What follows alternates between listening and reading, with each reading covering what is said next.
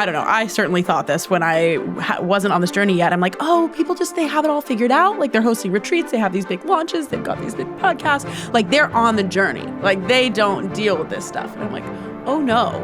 Like this is so real. The bigger the leap in your leadership, the bigger the mirror and the confrontation of all your shit that you bring. And I curse on here. Yeah. Okay. That you bring that comes with it. This is the Illuminate podcast, and I am your host, Rebecca Boatman. I am fascinated with human relationships, from going on first dates to understanding attachment styles and how our personal spiritual mission plays a big role in all of it.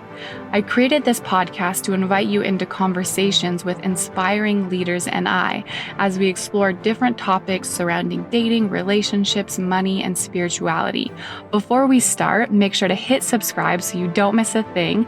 And my one ask, and a great way that you can contribute to the podcast, is to leave a 5-star review. And now let's jump in. Hello, my friends, and welcome to today's episode with Rachel Gibler, who is a transformational coach, spiritual teacher, breathwork facilitator, and host of the top 12 globally ranked podcast, It's Effing Spiritual. Rachel and I actually became friends on Instagram, and then I met her at my dear friend Angie's engagement party and knew I had to have her on the show.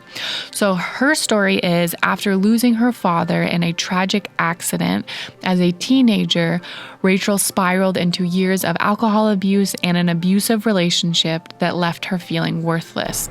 After experiencing her own accident in 2017, she became determined to rewrite her story and change the trajectory of her life.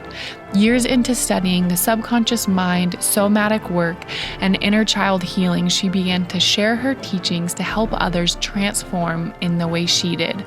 Unfiltered and uncensored, she takes a real, raw, and relatable approach on how to transform your life. Through her podcasts, retreats, and group coaching programs, Rachel is dedicated to helping women release the shame of their past, rewrite their narrative, and manifest a life that feels just as good as it looks. And now let's begin.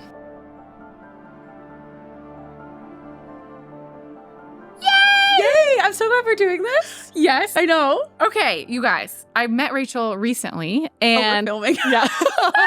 And I'm taking my socks off. And we were gonna hang out. Yeah. But I told Rachel, I said, wait, let's just have our first hangout be the podcast, because I know we're gonna go over everything and I want it to be recorded. Yes. So, okay, I met you. We talked online. Yeah. And then I met you at Angie's engagement party. Yes. And I just knew that I loved you. Yeah, same. And I wanted to get to know more about you. And you're just a beautiful, bright essence. And I know you're supporting so many people right now on their path in spirituality and their growth and their healing. Even though I technically don't use the word healing a lot. But talk to me, girl. So tell me your whole life story. Oh my God. Okay. So starting from the beginning, big question. And first off, thank you so much for having me. And I'm so excited to get to drop in with you, because I felt the same the second that I'd seen you online, we connected online, and I already knew you had such a bright light. And then we met and I'm like, soul sister. Like, yes, like our vibes it worked. Yeah. It just worked. So I'm so excited to do this today. And to give you kind of the crash course on my story and everybody listening, I grew up to two incredible parents and grandma as well, and I was an only child. So I had a full house of parents, essentially, that were really incredible, and had an incredible foundation with them. But I would have considered myself atheist, or agnostic. Like I didn't really believe anything outside of myself. I didn't have too much of a framework, and life was relatively simple and easy. And I was very fortunate to have that type of upbringing. And everything kind of took a turn and came crashing down when I was 16 years old. And my father was killed in a freak accident. And my whole family was basically broken apart. So I went from this very intact home to basically really no parents around. Wow. Because of things that transpired after his death 6 months later by the time I was 17. So It was quite a jarring initiation into early adulthood, and went off and that kind of led way for me to start acting out and playing out some traumas that I had been been through with drug and alcohol abuse and abusive relationships and just like feeling a deep sense of unworthiness for about 8 years. And it was my collective kind of long, dark night of the soul, if you will. And during all of this, I've always had a certain level of conviction and connected to now what I would say a source outside of myself, but I wouldn't have used that language at the time. Yeah. And the day my father died, I had this voice and this knowing that said, this won't be all for nothing. Like, one day you're going to tell this story. And I've stuffed it down and I put it in the back of my head and I started drinking, started partying, whatever. And each time I'd get myself in a situation that was not good, I'd have that voice again. One day you're going to tell this story. This won't be all for nothing. And that voice happened throughout that 8 years until I found myself 23 years old, working a corporate job, 88 hours a week for somebody else and in sales and going out on the weekends and blacking out and having party friends and, you know, just not really having any groundedness to my life. And I had that knowing, that voice again, and it was like, God, I wish time would stop so I can think, so I can figure out how I can make something of this story and something that's happened to me. And your wish is my command. The universe provided, and I got in a freak accident. Oh, wow. Yeah. And it was the best thing that ever happened to me. Wow. Because it forced me to take 3 months medical leave, and time got to stop. So I could think about what I wanted to do with my life. And that voice happened again, and it said, use this time wisely. And this won't have been all for nothing. And that was the moment I decided to change my life. And I Googled how to be happy. That's where it started. So I didn't know. I'd never even heard the term self-development. I didn't know mindset work was out there. I didn't know, right? So that led way to finding mindset work and very much the front door of self-development and like affirmations and setting goals. And, you know, I studied how people thought and really looked for expanders. Unknowingly, that's what I was doing. I was looking for people that had walked the path of drug and alcohol abuse and abusive relationships and how they had overcome it to eventually then, you know, create something of their story. I started studying people. Funny enough, and I told Angie this now, but I went to Pays to Be Brave, Angie's event. Oh, so I was there too. Were you? The very first one?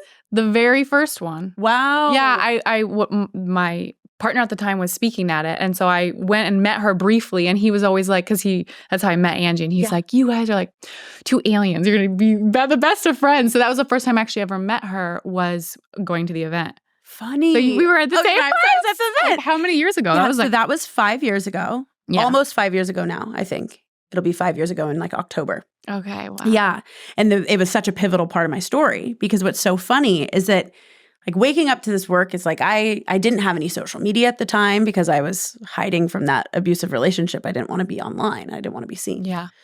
And so I didn't have social media. I wasn't an entrepreneur. And she was like one of the first podcasts I ever found when I started to do this work. And she's talking and she says, you know, I'm hosting an event this weekend. I'm listening on like a Tuesday, right? Like this weekend, I still have tickets.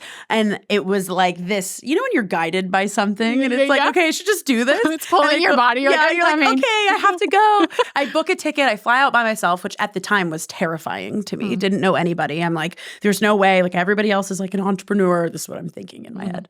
And I'm not going to fit in, whatever. And I go and I stay with some women that I met in a Facebook group. And meet Angie at a meet and greet, which is hilarious to me now that like we met at her engagement party. And I've since told her the story. Yeah. Like, this is hilarious. And those women that I stayed with, I told them that my desire was to share my story and hopefully help people and see what that turns into. And they said, do not leave here without posting your first Instagram. And I was terrified. And so my very first ever Instagram post was at Pays to Be Brave. Wow. And me ripping the Band-Aid. And from that point on, I was like, I'm going to write myself into this narrative. And like, I'm going to become something and be on this level or whatever at the levels that I thought of at the time, right? Now here we are 5 years later. And it's So it's really funny how we really have the power to create anything that we want in our lives. And I feel like I'm a walking example of that. And, a lot has happened in between then and now over 5 years. I didn't start my brand until 2 years ago, but the second I did and I was in alignment, it just took off. Yeah. So what's the main thing now with your brand that you, in your movement that you support people with? Yeah. So I help, honestly, what I really do is I help people come back home to themselves. Yeah. And there's different modalities in which I do that. I taught manifestation for a long time through the lens of subconscious reprogramming and quantum physics. Yeah. And really, as I walked this path, I wanted to make sense of it through science. And so rather than this like woo-woo spirituality, I take these very like esoteric and woo-woo concepts and I break them down and make them real, raw, and relatable, and I bring science to them. Yeah. So that's kind of what I do on my show. And for a long time, it's actually shifting now, like my next programs of what I'm going to do, because I did very top-down approach, which was like very mindset heavy, subconscious reprogramming heavy, hypnotherapy. Like a lot of that is what I originally built everything upon. Yeah. And then I got to a certain place about a year ago, realizing I had created a lot of the success that I wanted. I had checked a lot of things off on my vision board. And yet I couldn't fully feel the success that I'd created for myself and realized it wasn't the key in the ticket. And that's when I got really deeply into somatics and embodiment, the bottom-up approach. Yeah. And so I'm now really walking that path and beginning to marry the two. And so we'll see what ends up coming of it, but it's really about creating a life that feels as good as it looks. I love that, babe. Yeah. And then when you say somatic, will you share with people? Because some people listening are probably familiar with that. And some people, it's like, what is this? Tell me more. Yeah. So will you tell us what your favorite form, share with people what somatic therapy is, and then what your favorite form of it is. Yeah, sure. So the Soma is the body. So it's basically getting into the body and feeling and processing through feeling rather than being very cerebral, which a lot of like mindset work is so cerebral, right? It's very like, look at your goal and reprogram your subconscious, which like there is such a place for that. It's extremely powerful. And yet if we're ignoring the sensations that are in our body, and I'm still a student, such deeply a student of this work, and currently going through getting certified in it with Peter Levine, who's amazing. He's the founder. The GOAT. Yes. Where's Somatic? Yes, exactly. He's the creator. Exactly. So I'm going amazing. through that process. Yeah, but a lot of this I've done on my own. I'm certified in somatic breathwork with Stephen. Yeah, I did it too. Yeah. Oh, beautiful. Okay, yeah. Great. Yeah. So breathwork would be my main modality right now, just specifically in holding space for others, because that's what I'm certified in doing. And it's been really pivotal in myself and getting into my body. But for anybody listening to this, we are taught so much as a society to be so cerebral. We are like very much goals, affirmations, your mindset, like kind of overriding the body sensations. But what we know is that like the book, The Body Keeps the Score, everything that you've ever gone through in your life is imprinted in the cells of your body. And so even if you don't remember, I hear this a lot of times in my work, like, I don't have any memories. I don't remember because we'll ask like in a lot of subconscious work or NLP work, like, do you remember the first time that you felt that emotion? Yeah. And a lot of people can't remember it, myself included. So I was extremely frustrated with some of this work where I was like, I don't remember. Yeah. But our bodies remember. So if you can tap into the sensation and into the feeling, even without the implicit memory, or explicit memory, then you're able to open up a lot of that work without having to know or remember. And I found from there, memories tend to resurface too, which is like crazy. Images. Yeah. Like, whoa. Yeah. Have you had that in breathwork? I've like remembered some crazy stuff in breathwork. I had, so do you know Charmaine? The facial girl? Yes. Oh, she's come to my house. Have you seen her yet? Yeah, she's amazing. The buccal. Yeah. Okay. Oh, yeah. So that's buccal, if you think about it. Yeah. It's somatic. So when I've in breathwork, yes, I'll definitely have images. And one of the most profound ones, I've actually been working with her, where she is just doing, it's called, craniosacral. Yeah. Like that basically the idea or what happens is they're reenacting the womb. So helping you feel safe again, like as if you're in the womb, and all the different points they touch on your head, and she touched on my body, and just, and they were just images of, I'm like, oh wow, there's stuck energy right there from an event that I didn't think had any emotion, but obviously it was neutral, and whatever, I picked up something or I experienced something and held on to it. So even with working with her was another powerful way that I didn't expect, because I wasn't going in for that. And I wasn't attaching, right? Because the mind will be like, I need to know. When you're not having that, it's like things, your body can then show you things. So, and even when she touched certain points on my back, I'm like, whoa. It's wild. She's good. Yeah, she's so good. I know. She booked so quick. Yeah, she really I had a session with her book, but then I had to fly to Washington. I was like, damn it. And I had to, I'm like, I'm going to miss you, Charmaine. Yeah, she's so great. She's like the most motherly, like loving energy. For those that don't know, she's a massage therapist here in Austin that everybody uses. Yeah. I don't even know her last name, so. I don't either. Plus, I'm selfishly like, she's already so booked. I know, right? Sorry. We can't give out her info. Yeah. No, we would if you DM us. So tell us, for the listeners, when you say, okay, I will tap into my body and like feel instead of trying to think, and then naturally it will happen. Will you kind of walk us through, just so people can have those reference points of what that actually looks like or feels like, or the process? Yeah, sure. So this is a practice that I've begun to do in my life. And what I think the listeners maybe might relate to is we can be like go, go, go all the time, right? Do, constant, and really override the things that we're feeling in our body. Or for me personally, I wasn't even fully aware of what my body was trying to tell me for years. I'd been so disassociated from my body. And I think collectively, that's like kind of a collective crisis, is that so many of us are so tuned out from our body and so cerebral or so disassociated. And so for me, it's looked like slowing down, really creating space in my moment to moment and in my life intentionally to be able to tune into what my body is feeling and or telling me. Yeah. And for years, I didn't want to slow down, and I didn't ever want to be alone. That was a big thing for me as well. I wanted to be out. I wanted to be with people. I wanted to, I'm very extroverted, and I always just like, oh, it's just because I'm extroverted. Mm-hmm. But when I began to do this work, I realized, oh, it's because I don't want to feel. Yeah. I don't want to actually feel what's going on. And so slowing down, quieting, not having it to look any certain way. And like I do this every morning where I sit with myself. And I will just like maybe put a hand on my heart, a hand on my stomach, and I'll breathe in and out of my nose. Because the nose, like when, as you know, with somatic breathwork, when you exhale out of the nose, it elongates the exhale, which brings you down into a parasympathetic state rather than the sympathetic, like fight or flight, that we can often be in, brings you down. And then I just kind of do a body scan, and I'll like do a scan of either from my toes up through my crown or vice versa.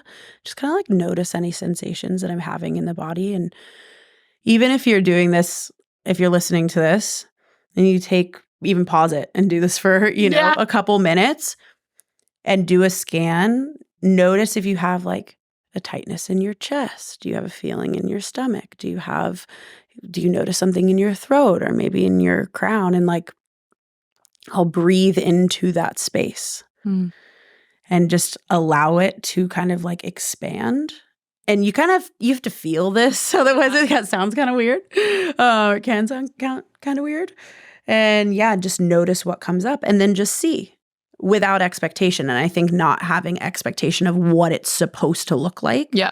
And allowing yourself to go there before maybe you understand why you're doing it in the mind. That's been a big thing for me. I always wanted to know why. Why are we doing this? But like, what is it supposed to look like? I'm like, I'm an achiever. Like, let me make sure I do it right. It's the goal done. Right. Exactly. Am I there yet? Yeah. Which is the masculine and the feminine. It is. Going into the body. Exactly. It is. Yeah. So surrendering and relinquishing control is really big inside of this specific work, because you got to do some exploring to see what's there, and healing in the body isn't on a specific timeline, which has been frustrating and beautiful for me all at once. Oh, wow. Yeah. So do you ever, in doing this, in choosing to come into the body and to just feel and do this somatic work, which is so powerful, and one of my favorite people in the entire world. His name's Jason. He lives in Sedona. I freaking love him. He says something very similar. He's like, we are in an epidemic of people not occupying their bodies. Yeah. And when you don't occupy your body, you actually don't have consequences for your actions. You don't feel the consequences for your actions because you're not inside, you're not feeling. So sometimes when you see these horrendous accidents and we think, how could someone do that? Oh, wow, they're not inside their body at all. Yeah. And then what I found in coming back into my body, it was like everything that I had stacked up that I never felt. Oh, yeah. You go through. Oh, yeah. Oh, you do. I am like on the tail end of that right now. Right? Yeah. Wow. Wild. Oh, I got chills when you said that because it's very true. Okay, my friends, I'm briefly pausing this episode to invite you to something very special. If you are ready to access bravery and to challenge your current sense of self and to step into and embody your new sense of self, one that is a frequency match for the partnership, for the things, for the life that you desire, then I invite you to explore my Meet the Frequency membership that is full of powerful step-by-step workshops to help you become a frequency match for the life that you desire. The link is in the description below, and you can use code ILLUMINATE for $20 off. And now back to the episode. So the lightness, tell me, like, because I feel like with people listening, I don't want to scare you guys to not go on this journey, right?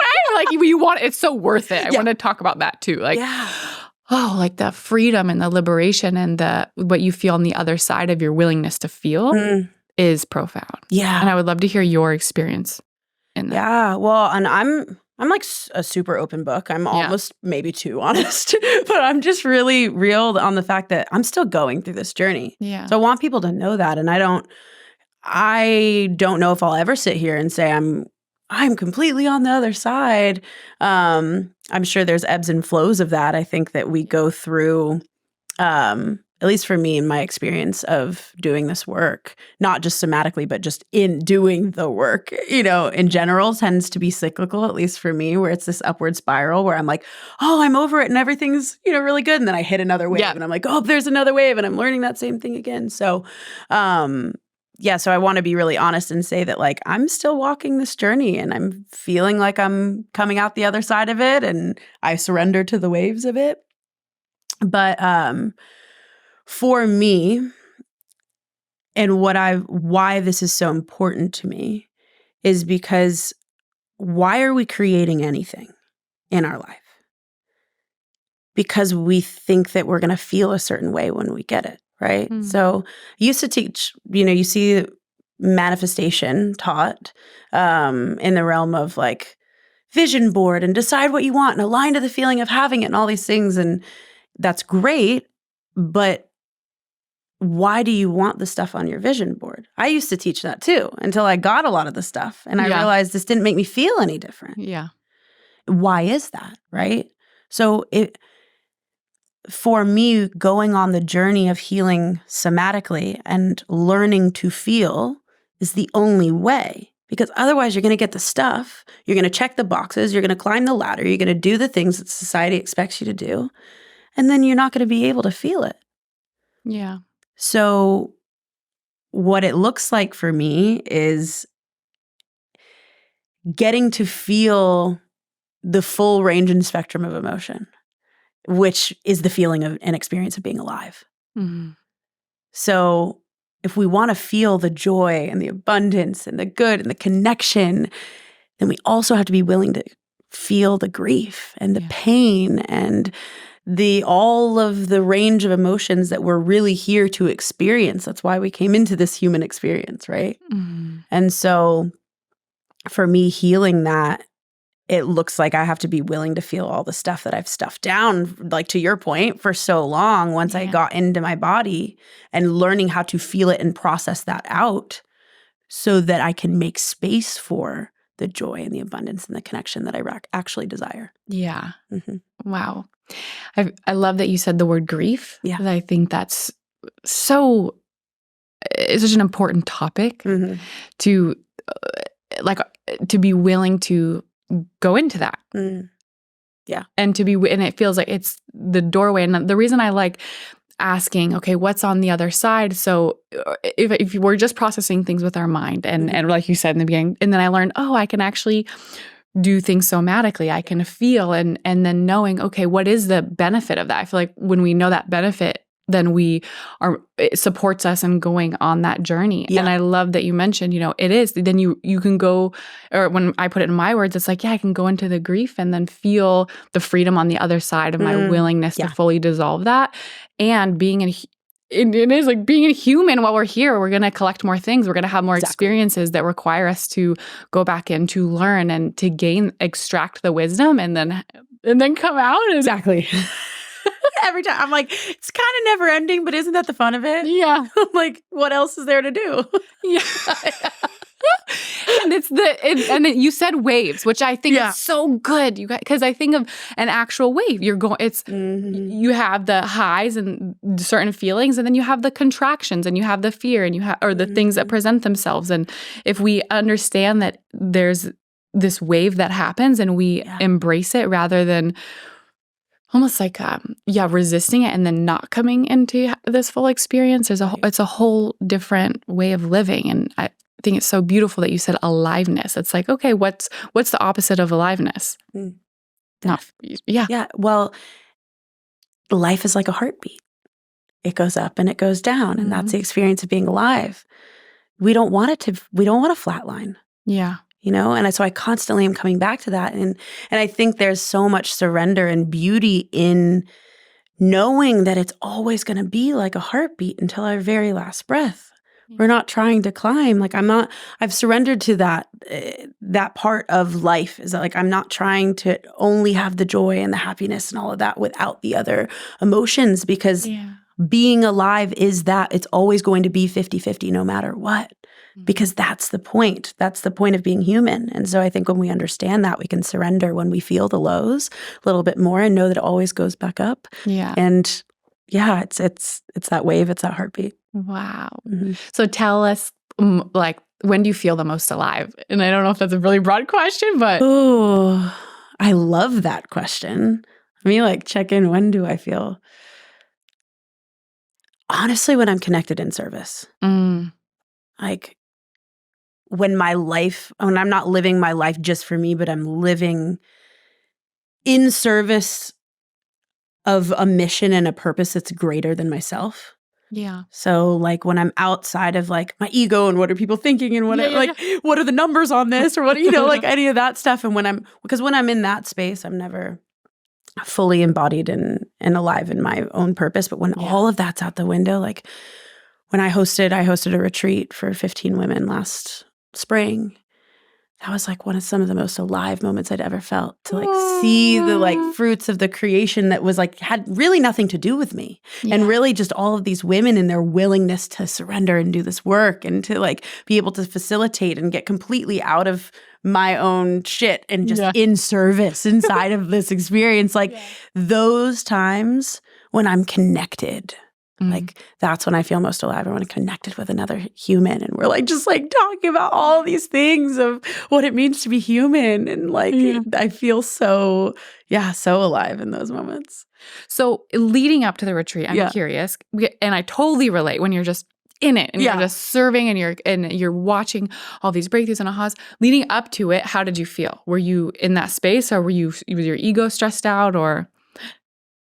It's really interesting. I mean, it was the first one that I had ever done, and I did it on my own. I mean, I had a team, but it wasn't like I was co-hosting it with anybody. So there was pressure there, I think, of like a natural human. Like, I want to make sure this experience is really beautiful and great. Yeah. But I think I felt pretty surrendered. Yeah. I'll say it's really funny and interesting that actually it didn't hit me until everybody arrived. And then all of my shit like came up for like a like the first night after our first VIP dinner. I was like, oh my God, this is for 4 days. And I'm facilitating this whole thing. What have I done? Am I ready for this? Yeah. And so I think I like didn't quite understand the magnitude of what I was hosting. Like I did, but I have attended many retreats, and I've co-facilitated at ones that aren't mine, but this one was mine. And these were all women that were coming from my community that had listened to my podcast I was meeting in person for the first time.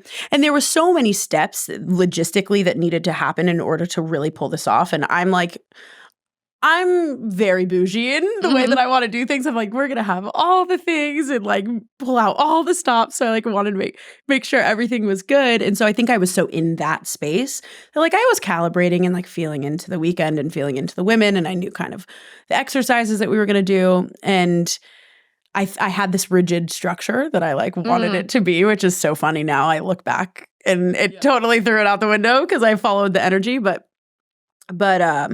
I don't think I realized the magnitude until we were there. Yeah. And then that first night, I'll be like so honest. And if any of my girls that were there listen to this, like I'm really real about everything. That first night afterward, I like, oh my God. Oh shit. Like these women flew all over the country and like I got to make sure that I'm like on top of it, you know? And everybody's meeting me for the first time that had listened to my podcast for a year and a half. And they're like, oh my God, I've listened to all these things. And they all knew a bunch of my story. And I'm like, it's so crazy because we sit here and we podcast, but it's not like we have an audience. And so and I wasn't filming at that time on video. My first 111 episodes that we did were me staring at a wall, riffing into my freaking phone, like really grassroots, like on voice memo. That's like literally how I recorded my podcast. And so to see it come to life was beautiful and overwhelming at first. And then something clicked inside me and I woke up that first like official morning and I like had a come to Jesus moment in the mirror with myself and was like, all right, like you jumped off this deep end and like you are going to show up and create this safe container for these women. It's like I do really well with my back against the wall, like sink or swim, bitch. Like, you know, kind of thing. Chills, yeah. And I walked out and it was like some type of like mother bear, like I am responsible for creating the safety inside of this container and their nervous system is going to calibrate to mine and how I'm being in this moment. Yeah.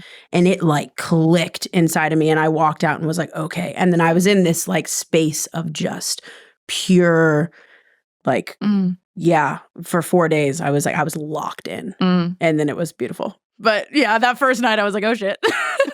Yeah. The first time I went to a retreat, I got hives. Oh my gosh. Fucking you. Nervous? Yes, I was so nervous. And they were on my face. They weren't even like I could cover them. They were coming, and I was like, I think I made some shit up, which I don't usually make shit up. I think I said I like put the wrong lotion on or something. Looking back, I was, oh my goodness. Oh. And these were all people that knew me, but my ring's caught. It's pressure in that space when it's you. Oh my gosh. I even had like, before, I had a coach at the time, and I was unwilling to do a retreat. And then she was like, what is your deal? You know, because I had been, and I was just like, and then it was like, there was like all this other stuff, you know, that presents itself that I got to work through. But I, you know, it's so beautiful to look back, and I like exploring this because I feel with every level, there's like almost like you're allowing the body to catch up almost. Yes. Where it's like, oh, I'm going to do this. And then the body can be, you're like, oh, hang on. But it's like me, meaning the spirit, the soul in me is like, no, this is what we're creating. And then the body can sometimes say like, oh no, comfort. Yeah. And try to like, I used to make myself get sick because I didn't want to do shit in that. Yes. And then it's like, oh wait, I'm manifesting that because there's something that's trying to keep me. And I can say, oh no, this is actually, body. Yep. Get on this board. We're going over here. I'm calibrating this frequency. We're getting this shit done. I don't care how you feel. No, obviously respect it. It's a dance. It's such a dance. And to your point, and it's so true. With every up level, like I think people, or maybe people don't think this, but I don't know. I certainly thought this when I wasn't on this journey yet. I'm like, oh, people they have it all figured out. Like they're hosting retreats. They have these big launches. They've got these big podcasts. Like they're on the journey. Like they don't deal with this stuff. And I'm like, oh no, like this is so real. The bigger the leap in your leadership, the bigger the mirror and the confrontation of all your shit that you bring. And I curse on here. Yeah. Okay. That you bring that comes with it. Right. And in what I've experienced and what you're saying, like with the body, the nervous system has to expand its capacity for what it can hold. And every time you're stretching yourself, you're stretching that part of you that hasn't been able to expand to hold and create that foundation yet. Yeah. And so all of the stuff comes up again. It's like that cyclical cycle. Like I thought I had worked through a lot of my fears of being seen. And then in that space, I'm like, oh, there it is again, like, but I think also knowing and doing this work, you begin to have the tools of like, okay, I can breathe into the space. I can hold myself. I'm not going to die. I'm not going to die. I can remind myself that we're going to be okay. And, and a lot of my stuff has come up this year because, I don't know if you witnessed this. I know you grew relatively quickly as well. And when I started to have more eyes on me, it really brought up a lot of stuff because I was like, oh man, I want to make sure I'm doing this right. And I'm really in integrity with like all the things that I'm doing and teaching. And like, I want to make sure that I'm, not ever accidentally fucking anybody up. I don't know. I got really scared for a second. Yeah. Yeah. Like all my stuff came up. Wow. And then did you do the somatic work? You'd sit with yourself and you'd feel through it and you. Yeah. Wow. Yeah. I sat with myself with the fear of being like really working through the fear of being seen and the fear of like having a lot of people really the fear of responsibility too. Like that was a big one that came up for me. Wow. So it was like, there was, I did baby business and then all of a sudden I was big business and I was like, oh, this is a lot and beautiful. But yeah. Wow. Worked through a lot of that. That's amazing. There's something else. There's something else I had. It'll come back to me. It was like right here. I was like, right here, and then it disappeared. Sorry, I just keep talking. No, you cut me off. No, it's not you at all. It'll come back if it was meant to come back, and they'll edit this part and stuff, which is nice. Thanks, Mike and Grant. Always the best. I'm like, thank you. Yeah. Yep. Okay. And I wanted to.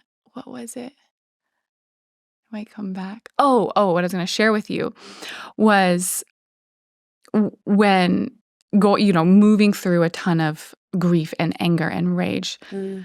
And some of like literally where I was like, oh my gosh, it's interesting because at one point I remember in the middle of the night, like probably when I don't know, maybe like 6 years ago, Jonah, my dog, would bark. And I in the middle of the night, I'd be like, shit, like I would yell at him. Like, and then I'm like, oh my gosh, how could I yell at him? Like, and then I would yell so loud to the point where I was scared of my own. Yeah. I would scare myself. And that's like, oh wow, I was actually like afraid of my own anger. And so, because if you suppress rage and you suppress anger and frustration, it turns to rage. Yeah. And then for that to come out. Yeah. But the power in the willingness to go into it and express it, whether it's actually right, like moving it out and expressing it and letting it just move through your body. Yeah. It's like a cleansing. It is. That happens. And when I led at Fit for Service to support in dating and relationships, and it was all service, right? You talk about the heartbeat, like being in all service, and mind you, prior to that was moving a lot, and still I'll move through things, but so much. I feel like it was the first time I just avoided anger my whole life. Yeah, I was like, I'm not going there. Like some people were comfortable with it. I had shut it down. Anyways, fast forward to after being in service all weekend, I had the most powerful dream of my entire life. Like the most powerful dream where I was experiencing situations in my real life that were inviting me to expand my heart more, to move through worthiness in this stuff, to open up. And in my dream, they came to me, these people, and they just put their hand on me and they looked at me with just eyes of love, like just so much love. And their love was pouring from their heart into my heart. And it was like this stream of light that was flowing through their back into their heart, these two people, and then in through mine. And it was like the most ecstasy and bliss I had ever keep going. I'd ever felt in my body ever. Yeah. And so I then wake up and I'm like, oh my gosh, I'm having the best dream ever. So then I go back into it. Now I'm lucid and I'm feeling the most bliss and the most ecstasy and the best feeling I'd ever felt in my life. Wow. And now I have full body goosebumps. Yeah, I got goosebumps too when you were talking. Because I can go right back there. I can bring myself right back there. And the message from that dream was there's literally one heart. Yeah. There's literally one heart. And and the gift, I just remember being in those feelings of the grief and the rage and being like, oh my gosh, like this is so unbearable at times. But it was my part of my path. And with the willingness to continue to go into it, it's like, oh wow, it felt like I cleansed the space for that lightness to have room to come in and fill my vessel. Yeah. Oh my gosh, that's so incredibly powerful. And I started freaked out because I was like, I have the same story. Similar. But that's exactly what you did, was that you cleared that out, that created space. Like, we aren't meant to be empty. We empty it out and it has to fill with something else. And that's like that repatterning and that what you filled that back up with. And that's like epitome of doing this work, right? And the duality of it too. And the reason I like perked up when I was listening to this is because I had a dream similarly where it was after my grandmother died. And these dreams are so vivid. And I've done some research. I'm no dream expert by any means, but just like for my own personal research, because I'm so interested, where whenever you have a dream that's so vivid and you can remember it, it is said that like that's something that's really happening in this ethereal realm. Rather than, we have dreams all the time each night. And it's our subconscious, and we kind of wake up and we forget them and whatever. But when you can still vividly remember that dream. Yeah. Right. So when that happens, that is indicative of like something in your sleeping state and wherever your consciousness was a true experience that happened. And this similarly happened to me when my grandmother passed. And I have her dog now. So when she was passing, she asked, will I take the dog? And I said, yes, of course, and so he became my dog. And so he's with me, and we sleep together every night. And this one night I have this dream, and it's like maybe a week or two after she passed, and she came to me in the dream, and she's laying in my bed, and Oliver, her dog, is like curled up kind of like right here next to her. Mm-hmm. And she says, Rachel, like, I'm okay. And I'm good. Look where I am. And she extends her arm to me. And so I grab her arm. And the moment that I touch her arm, and we're kind of like this, I touch her arm, and this overwhelming amount of like love and ecstasy and like light fill my whole body. And that's why I perked up when you said that, because I'm like, did you feel it? You're like, I felt it. Yeah. And it was this like, almost unbearable amount of love, but not unbearable in a bad way, but just like overtook me, overwhelming. Like I've never experienced anything like that feeling on this planet. It was like, and I became the whole universe, like with her, and we just became love.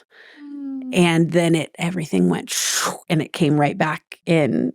And then I just started hysterically laughing with her, and she's like, see? Isn't this crazy? I was like, whoa. And then I wake up, and I woke up, and Oliver was curled up next to me exactly where he was on her in the dream.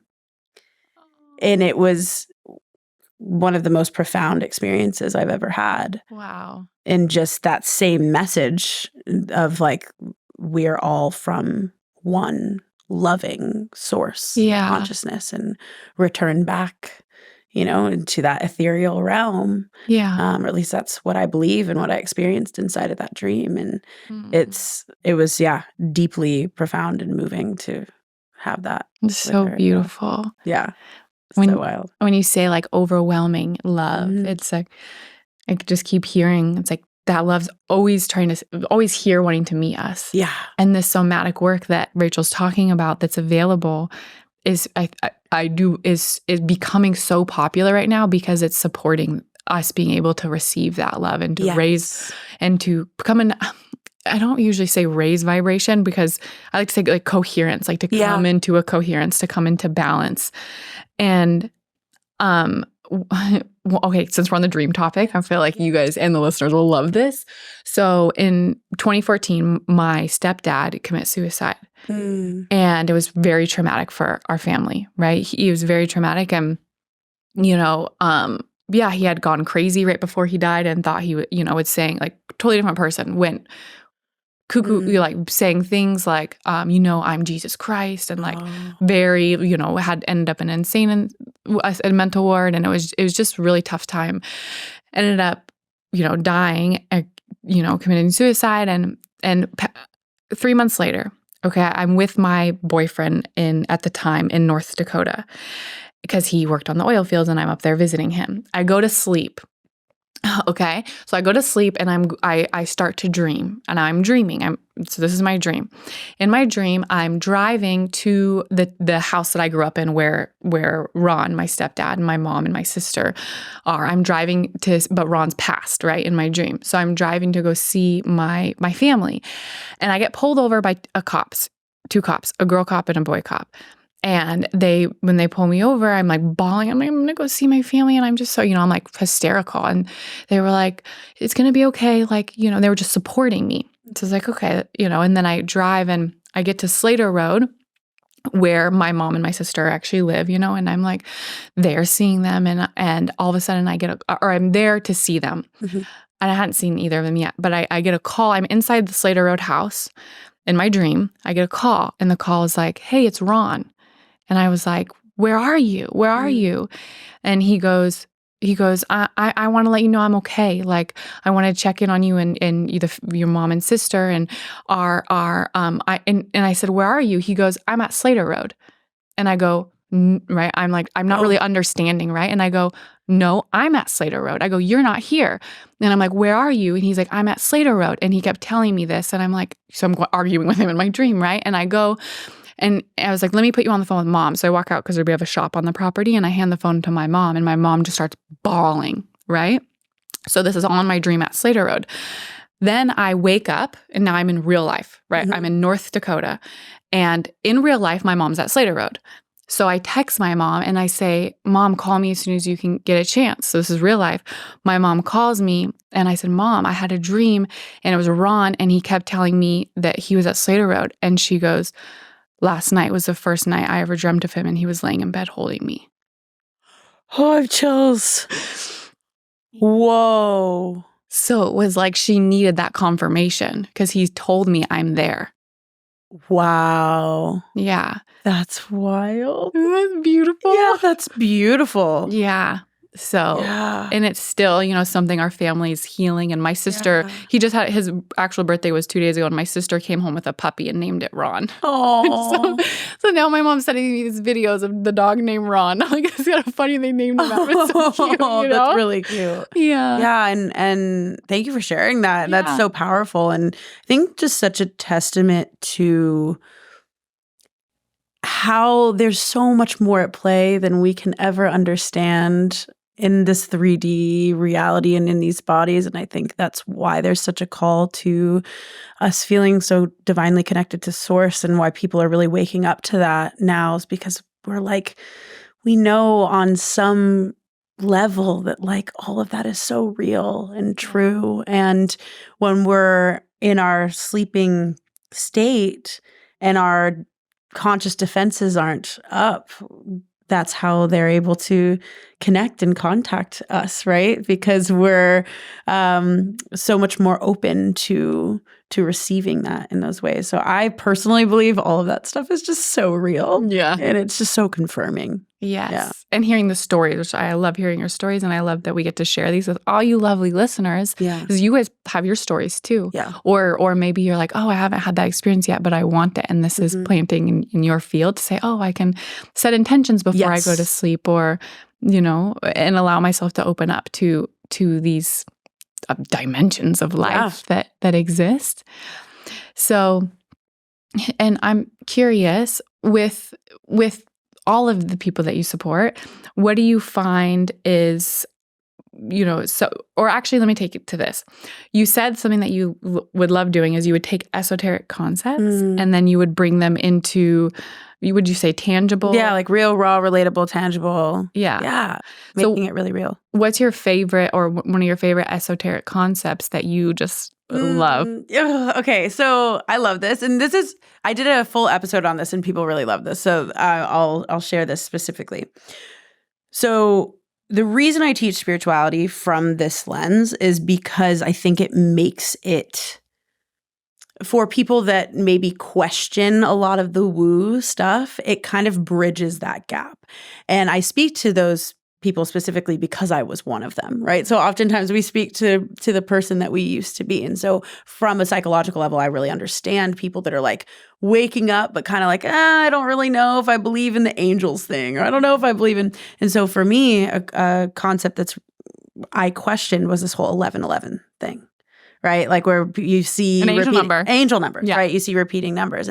And this was a big part of my journey where I'll share a story and then I'm going to share how I broke it down. But I was listening to, I think it might have been Gabby Bernstein. This was like 4 years ago, maybe. Mm-hmm. And she's like, I ask for a sign. I always ask for a sign. And I was someone coming from really pushing away from religion as a child. I lumped spirituality in with that. So I was like, I'm atheist. Like, I don't believe any of that stuff. And that really didn't serve me after my father passed, because then I had no framework or belief outside of myself or connection, right? So I had to really develop that. It wasn't like I had this belief of where he had gone. It just made me angry at the universe. So I was kind of like crawling out of that hole and like had to repattern and create a relationship that I didn't otherwise have. And so in some of these woo-woo concepts of like, you'll see repeating numbers and it means your angels are with you. I was like, yeah, okay. Yeah, sure. You know, like that was like kind of pipe it, Janice. Yeah. I'm like, right.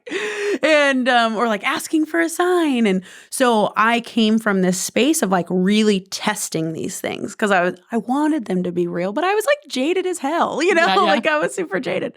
I'm not like that now, but this was my process. And so I'm listening to Gabby Bernstein and she's like, yeah, I ask for an owl. And, you know, then I always see the owl. And I'm like, that cannot be true.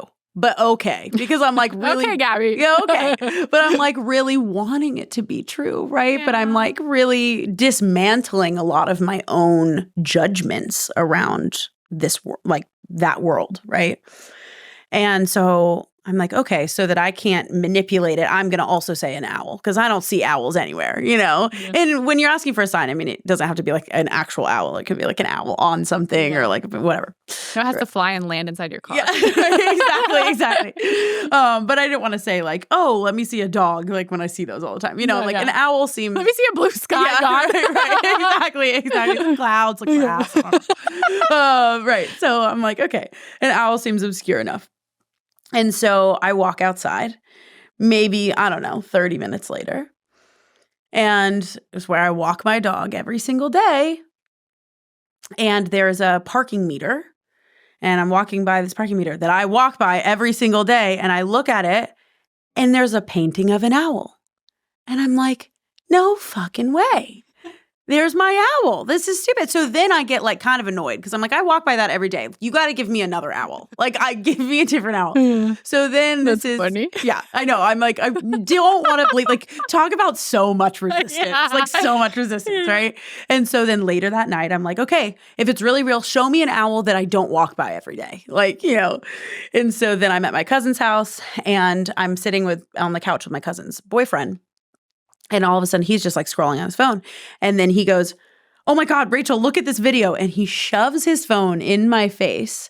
And it's a video of a baby owl. Like, and I'm like, you've got to be effing kidding me. You know? And he takes it back. And I'm like, that cannot be real. And he goes, oh, look at this. And he shoves something back in my face. And it's a different video of a different owl. And I'm like, okay, I'm being mocked at this point, you know? Yeah. And still didn't want to believe it. Like still, so again, so much resistance, which is just hilarious to me that I was in that mind space. And so the next day I'm like, I speak out loud and I'm like, okay, universe, show me another owl to make sure this is really. Yeah, show me the 20th, 5th. I want to see, I need to see 100 owls before I ever believe you, okay? And this was a really, I think, integral part of my process of like the testing and the constantly being proven wrong because that was a part of my spiritual journey of like really allowing myself to be cracked open, to surrender to the fact that, you know what, I don't know it all, you know, and to let go of that resistance. But the final one was I said, okay, give me an owl within 24 hours in a very obscure way that I wouldn't typically get it. And otherwise, if you don't give it to me in 24 hours, then I'm going to like, no, this isn't real. You're giving him an ultimatum. I'm getting an ultimatum. Yeah. And so a whole day goes by, and I think we're on hour like 18 now, 18 or 20. Like we're getting up, and then I'm like, I really want this owl because I really want this, and I don't see any more owls, and what the hell? And I had a friend over, and we're hanging out. He doesn't know anything about this whole owl situation that I'm calling in. A new friend or the same one that showed you the video? Different friend, different friend, okay. But just a friend that was like over.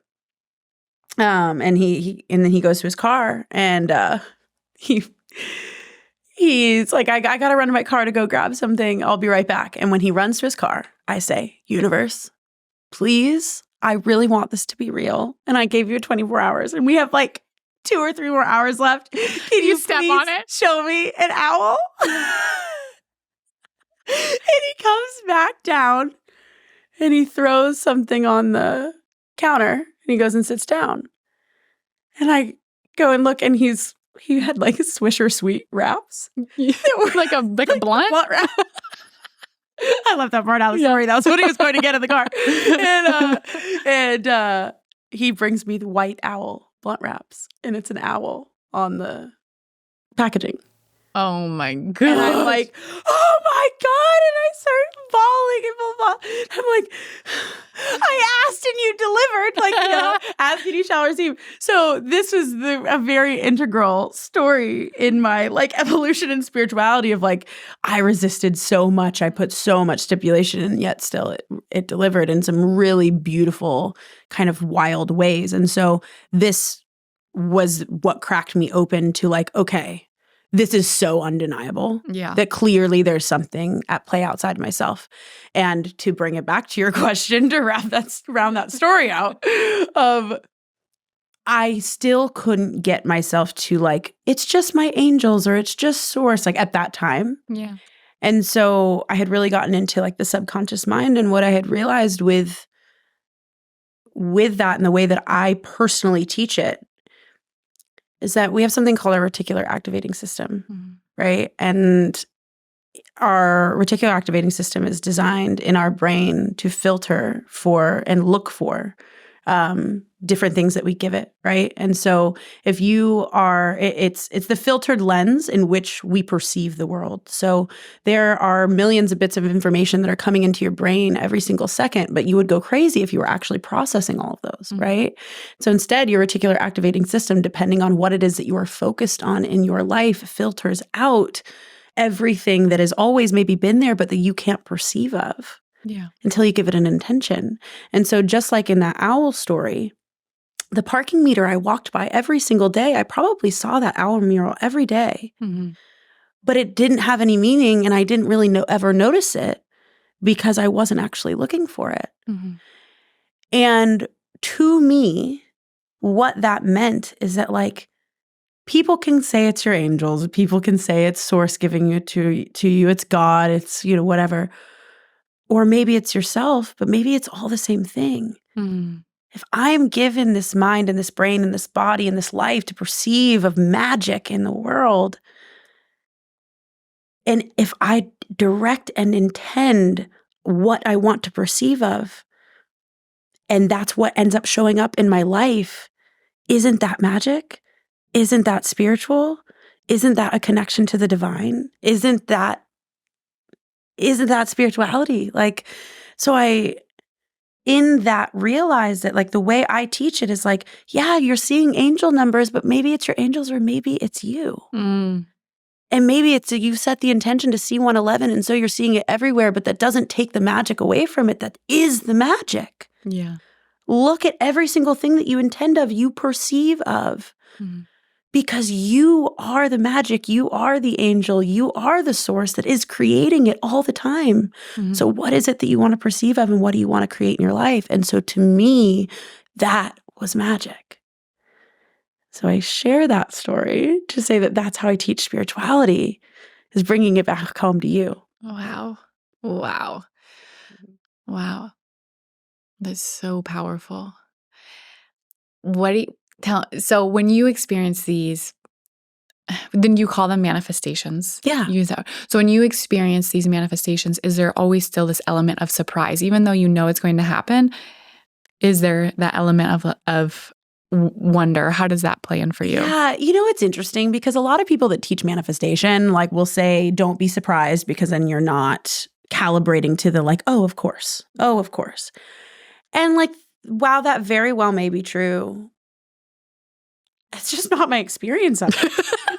She's like, Mark's saying, well, that's actually a crock of shit. I know. That's what her face was saying, y'all. I'm like, I recently, I had a mentor once tell me, like, don't be surprised when these things happen to you. Because I would get really excited. Like, I'm like always like a kid in a candy store, like still always a little surprised that everything is working out. And I know that, and who knows, maybe I'd be an even more master manifester if I was like, yeah, of course. But like, I am just not someone that like thinks I have it all in the bag all the time. And like, I don't know. I don't think I ever will be. I think they have like a certain level of just kind of humility to this whole thing that I'm like, I don't fucking know. This all seems magical to me. And I'm still crazy surprised by like every single time that stuff happens.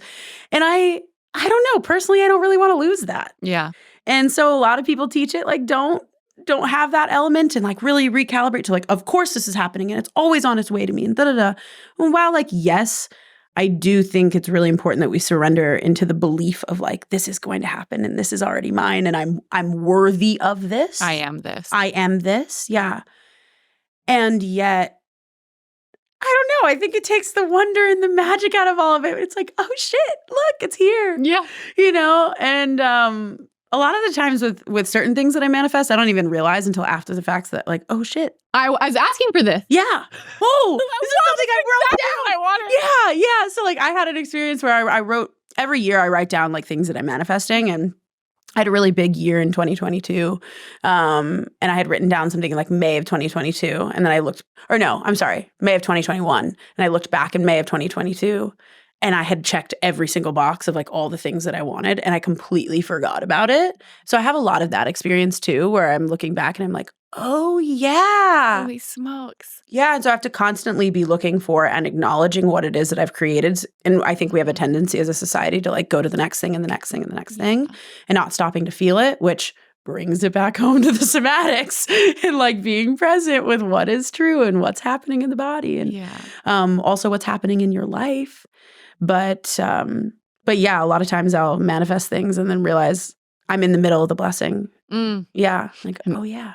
I asked for this. I prayed for this. I wanted this. And I feel like with celebrating, friends are so good at helping with that. Yes. And that's what I found is like, oh, like, okay, like even the launch for this podcast, like, let's just make a fun big deal out of it and do dinner and like and just having friends who celebrate you and who will then mirror to you, oh wow, remember that this was something you wanted and you're doing it. It's like, oh yeah. And like I think that's so important. And then with the writing a list and forgetting, I remember I did my first group program that I was running, and it launched June 11th, right? And I'm like, great, we're doing it. I was going through, when you sit on your airplane, you're like, what do I do? I don't feel like having Wi-Fi, and then you end up deleting pictures. Organizing your whole life. Camera roll. It's 2017. You're like, oh shit, I remember that. I need to hide that photo. Yeah, exactly. I was looking through my notes, and it said, in the like what I desire, it was like, when you future pace, you write it as if you already have it. Yeah. June 11th, the year prior, same exact day. I wrote, I will, I have a successful group program. And I completely forgot. I wrote that in my notes. Wow. And also the dream that I had that I was shared with you guys, it's funny because I had wrote in my notes that my ego wrote, I just want to see this crash and burn, like my ego, the anger, like about a relationship. And then afterwards I wrote, holy invitation, how can I expand my heart? And it was just a prayer. It was just an intention. And that was like just a couple months prior to the most profound dream, all connected, right? And then we can track back and say, oh, wow, I feel like this is opening up to the conversation of the power of intention, the power of declaring, the power of saying, hey, I'm actually going to admit or surrender or voice or share, this is what I want. My soul wants, not my ego wants. We could do probably a whole episode on that. Yeah. Oh yeah. That's a whole other thing to differentiate about. But yeah, it's really powerful, the power of intention. And I think it's so underrated. Like really declaring what it is that you want, setting the intention for it. Before I do anything, even this podcast, I sit with myself for 5 seconds and tap in and say, okay, what is my intention for this? And it completely changes and directs the entire experience, honestly. And if we really understood the power that it is that we have to create and co-create in our lives, we would never miss a moment to set an intention and to direct the experience ultimately. And that's so good for relationship conflict as well. Yeah.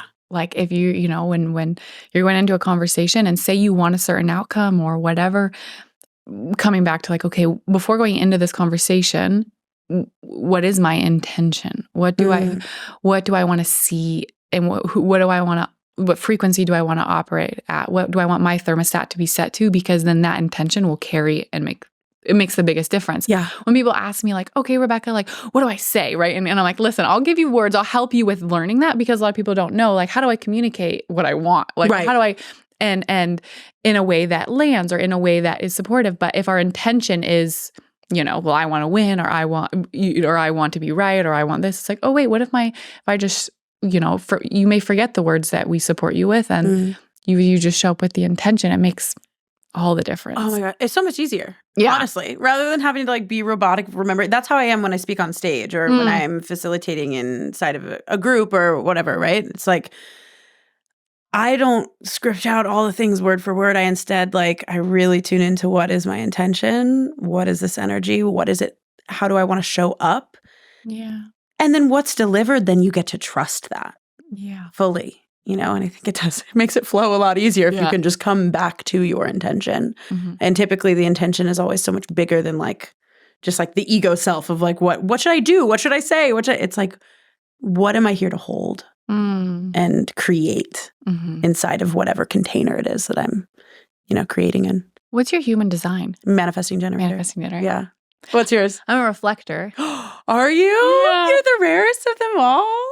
When I first met Jules and I told her that, she had tears in her eyes. Oh, my reflector. You know, Jules, she's so sweet. Yeah, and she loves human design. Yeah, she does. And one time when I did get asked to speak, and my friend Nikki Jade, she was like, I'm like, did you just invite me because I'm a reflector? I swear you had me come speak to me this. But I honestly don't know jack shit about human design. So, okay, wait. The reason I asked that, it will come back to me. Okay, hold space. So, okay, this is what I wanted to touch on. Look at the time first. Holy shit, it's already 4:20. We just went into a portal for like an hour. Wow. Okay, so let's you can cut that part out. Feel that. Me all the time. I'm like, no. Yeah, I know. What do you say like the actual time? Because you want them to be run it back. Okay. Tell us about, because I know you use the word angels, and I personally I love angels. I resonate with the word. I feel them with me. I feel them with me most when I'm dancing. And I know for some people they have a religious connotation with it, and it just, you know, and there's just like a wall. And so I also totally get that.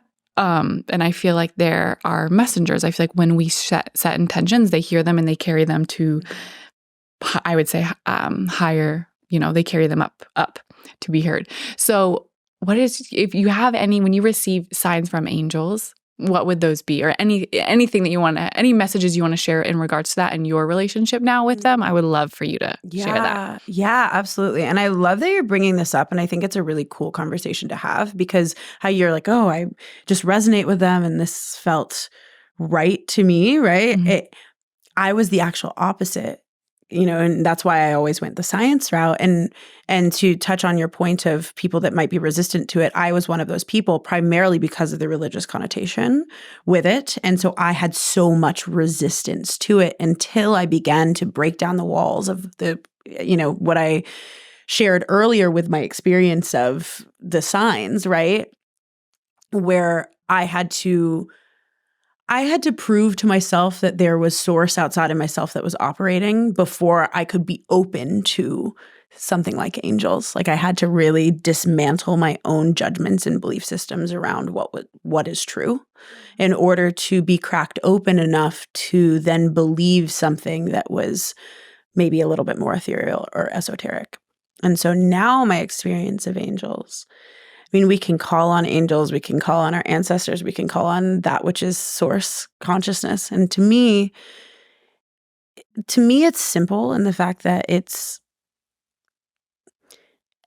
everything is in and of itself, and everything is really all one thing. So I think of my father and my grandmother who are both passed on that could be angels that are with me. I think of we hear about an angel team that can be guiding us, and that, is our angel team that's here on earth. And that can get so esoteric and weird for people.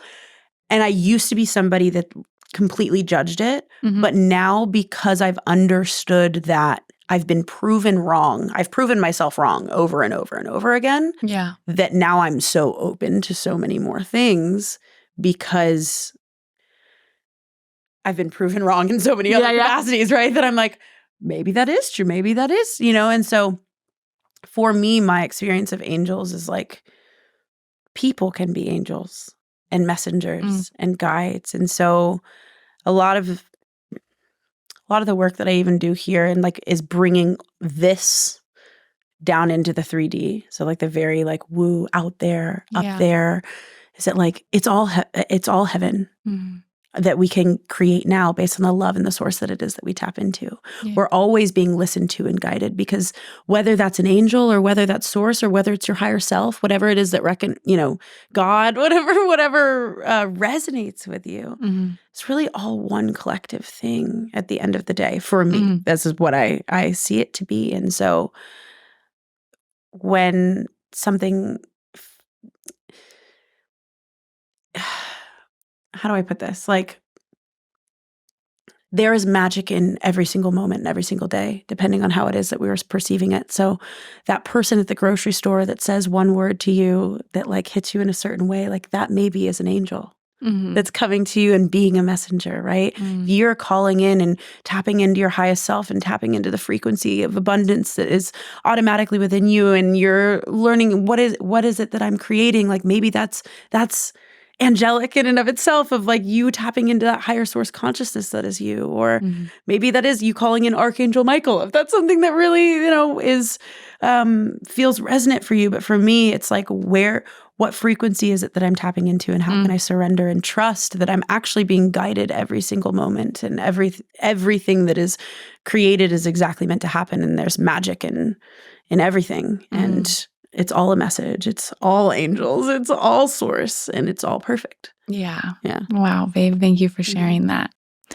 I feel too, especially if anyone's, ever in like separation or fear, or feeling they're so alone, it's oh wait, you can call, they're right there. Or whatever word resonates with you to allows you to open up to that, to support you in your evolution, in your journey of school on earth. Yeah. It's such a school. Yeah. So tell us, how can everyone stalk you, find you? You post awesome reels, you guys. I love her account, and that's where our friendship started. Yeah.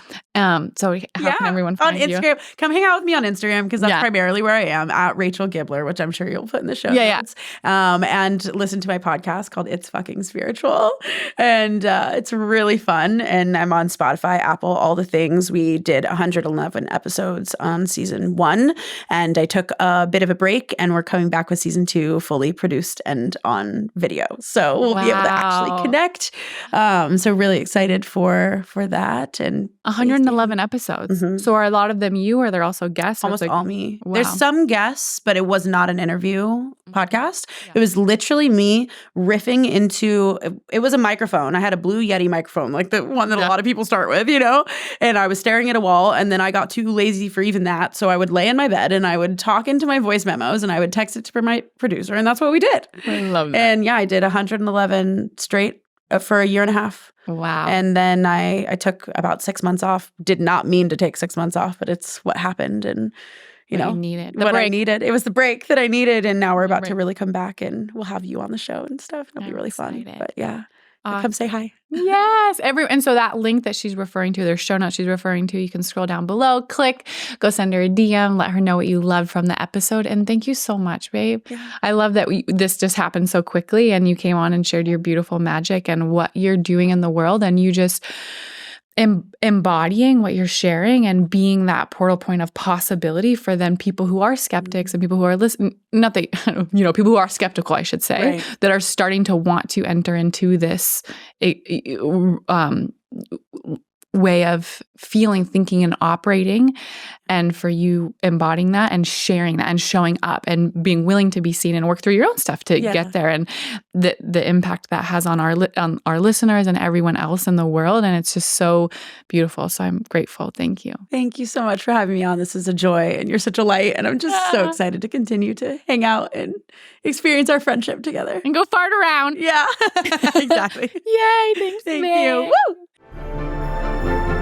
I hope you enjoyed the episode, and you can find a ton more free tips on my Instagram under Rebecca Boatman. If you are curious about my online membership and community, you can click the link that is in the description and see the page that explains everything you get to support you on your journey to attracting and building a healthy relationship. And I hope to see you inside.